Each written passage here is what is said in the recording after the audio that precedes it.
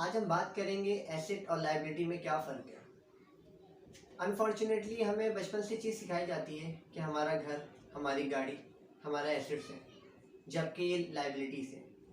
क्योंकि ये वो दो चीज़ें हैं जो आपकी आपकी इनकम लेती है, ना कि आपकी इनकम में आपके लिए कंट्रीब्यूशन करें। वो कैसे? अगर आपने 50 लाख का या 1 करोड़ का कोई घर परचेज़ किया है, तो आपको उसको मेंटेन रखना है, उसके 10 खर्चे हैं। अनटिल अनलेस कि वो अगर आप उससे रेंट पे दे रहे हैं तो वो कुछ आपको इनकम दे रहे हैं, उसके बावजूद भी आप उसमें लॉस में रहेंगे। वो इस वजह से आपने 50 लाख का घर ख़रीदा या 1 करोड़ का, जितनी भी आपकी हैसियत है, आपने वो घर लेके और आप उसकी जो अमाउंट किराए के एवज में लेंगे वो बहुत कम होगी। यहाँ अगर हम मार्केट को उठा के देख लें तो 50 लाख के 1-1 करोड़ के जो घर हैं, इनके किराए 20-25 हज़ार रुपये हैं मैक्सिमम। यानी कि अगर आप ब्रेक इवन पे जाते हैं उस घर को लेने के बाद, तो आप भूल जाएं कि आप इसी ज़िंदगी में ब्रेक इवन पे रहेंगे। तो घर आपका एसेट नहीं है, आपकी लायबिलिटी है। कुछ फ़ायदा नहीं है आपको इतने महंगे घर लेने का।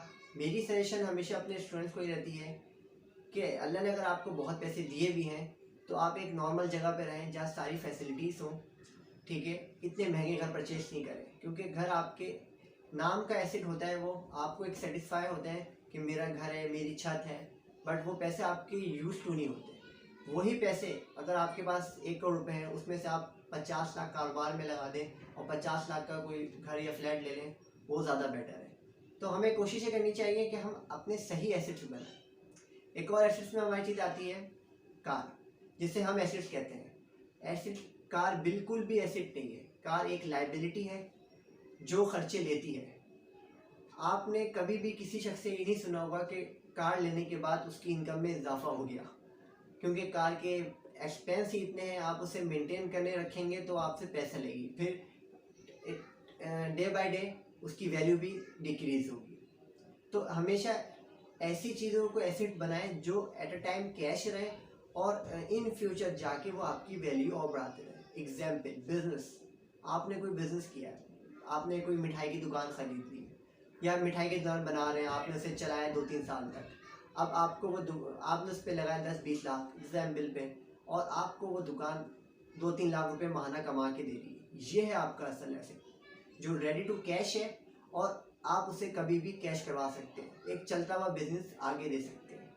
तो कोशिश ये करें, वेल्थ क्रिएट करें, दौलत क्रिएट करें, ना कि गाड़ी और घर में जाएं। पार्ट ऑफ लाइफ है, ये भी आप करें ज़रूर, इसमें मना नहीं है मेरी तरफ से।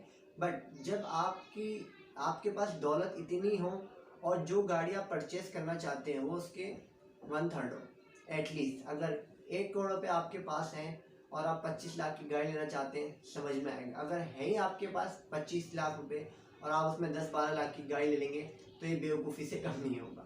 शौक़ सबको होता है, शौक़ हमें भी है, इंशाल्लाह पूरे करें एक ही चीज़ करके। बट ये चीज़ ध्यान में रखें कि एसेट लेने के बाद वो एसेट जो सिर्फ नाम के एसेट है और वो लाइबिलिटीज़ होते हैं, वो और आपकी इनकम लेते हैं, ना कि आपको इनकम देते हैं। एसेट्स वो जो आपकी वैल्यू बढ़ाए, आपकी दौलत में इजाफा करें हर महीने, और कुछ पैसेज ऑफ टाइम के बाद आपको एक अच्छी रकम आपको रिटर्न करें। अक्सर आपने देखा होगा कि चलते हुए बिजनेस बिकते हैं। स्कूल की एग्जाम्पल ले लें, उनकी अप्रॉक्सीमेटली जो एग्जाम्पल कोई भी स्कूल ले लेते हैं तो 1-2 लाख रुपए महीना इनकम होती है, बट वो गुडविल के 50-60 लाख रुपए मांग रहे होते हैं, क्योंकि वो चलता हुआ बिजनेस है। उसमें आपको इन्वेस्ट करना है और 2-3 साल बाद आप ब्रेक इवन के बाद प्रॉफिट अर्न करेंगे। तो हमेशा ऐसे इन्वेस्टमेंट करें। घर गाड़ी लें, ज़रूर लें, बट एसेट बनाने के बाद जो आपको इनकम आई है एसेट से, उन चीज़ों से गाड़ी और घर की तरफ जाए।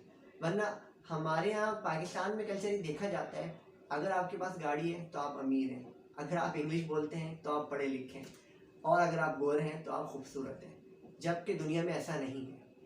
आपकी दौलत देखी जाती है, कितने आपके एसेट्स हैं जो रेडी टू कैश हैं, कितनी आपकी वैल्यू है मार्केट में, आपके स्किल्स की या आपके बिजनेस की क्या डिमांड है मालूम, वो आपके असल एसेट्स हैं। तो हमें इन चीज़ों में परेशान नहीं होना चाहिए कि गाड़ी लेके ही अमीर बनेंगे या घर लेके ही अमीर बनेंगे। पहले अच्छा सा बिजनेस क्रिएट हो जाए, और सबसे most important, multiple source of income. आप एक इनकम में कभी डिपेंड नहीं रहे। अगर आप बिजनेस करते हैं और एक ही बिजनेस है, तो आपने अभी देखा कोरोना की वजह से कई लोगों के बिजनेस ख़त्म हो गए। क्योंकि उनके पास सेकंड कोई ऑप्शन नहीं था। पहले एक बिजनेस स्टार्ट कर लें, उससे अच्छे से ग्रो कर लें, फिर उसी से रिलेटेड कोई दूसरा बिजनेस कर लें या उसको डाइवर्सिफाई कर लें। क्योंकि इन फ्यूचर अगर कोई दोबारा ऐसी कंडीशन आती है हमारे पास, तो हमारे पास ऑल्टरनेट हो कमाने के लिए, हम स्टक ना हो जाए। बहुत लोग बेरोजगार हो गए इस कोरोना की वजह से, तो अब हमें इस चीज़ से सबक हासिल करना है कि नेक्स्ट टाइम हमने सिर्फ एक बिजनेस नहीं करना, 2-3 बिजनेस रखने हैं रेडी। बट पहला बिजनेस करेंगे, उसे कामयाब बनाएंगे, तो आप सेकंड की तरफ जाएंगे। इन्वेस्टमेंट के हवाले से भी मुझे कुछ क्वेश्चंस आ रहे थे कि सर इन्वेस्टमेंट कहाँ करें। आप कहीं इन्वेस्टमेंट नहीं करें, आप खुद पे इन्वेस्टमेंट करें। क्योंकि जो इन्वेस्टमेंट आप अपने ऊपर करते हैं, उसका जो आपको रिटर्न मिलता है वो आप सोच भी नहीं सकते। जब से ये चीज़ मैंने अपने ऊपर इम्प्लीमेंट करी है, मुझे आउटस्टैंडिंग रिजल्ट मिलते हैं। हमें हमेशा लर्निंग की ज़रूरत है, मरते दम तक लर्निंग की ज़रूरत है। तो पहले इन्वेस्टमेंट अपने ऊपर करें, अच्छी बुक्स रीड करें, कुछ स्किल सीखें, कुछ नई चीज़ें सीखें, नई टेक्नोलॉजी की तरफ जाएं, अपने ऊपर इन्वेस्टमेंट करें। फिर यही इन्वेस्टमेंट आपको रिटर्न खुद ब खुद दे देगी। मिलते हैं कोई नेक्स्ट वीडियो में नेक्स्ट टॉपिक के साथ। जब तक के लिए ख्याल रखिएगा।